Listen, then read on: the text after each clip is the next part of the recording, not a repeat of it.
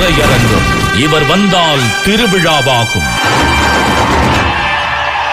கைதட்டல்களும் whistle சத்தங்களும் இவருக்கான வரவேற்பாகும். தனது நடிப்பால், நடனத்தால், வசனத்தால் ரசிகர்களை ஆர்ப்பரிக்கச் செய்பவர். 1992 தமிழ் சினிமாவிற்குள் என்ட்ரி. இன்றோ தமிழ் சினிமா இல்லை, இவர் இன்றி. தளபதி விஜய். இது வெறும் பெயர் அல்ல, ஒரு பெருங்கூட்டத்தின் உணர்ச்சி பிரவாகம். எதிர்ப்புகளை எல்லாம் ஏணிப்படிகளாக்கி தமிழ் சினிமா எனும் கோட்டையை ஆளப் பிறந்த தமிழன் இவர்.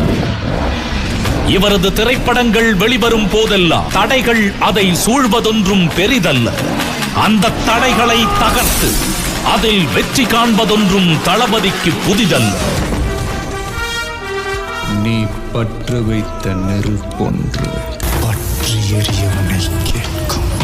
நீ விதைத்த வினையெல்லாம் உன்னை அறுக்க காத்திருக்கும். இது மிரட்டலை கண்டு பயந்த பூனை அல்ல, எதிர்ப்புகளை முட்டி சாய்த்த காளை.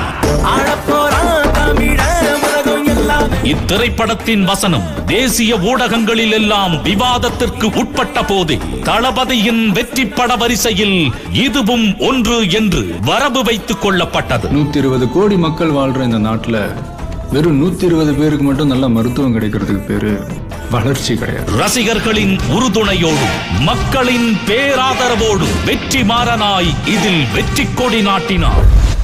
ஒரு விரல் புரட்சியே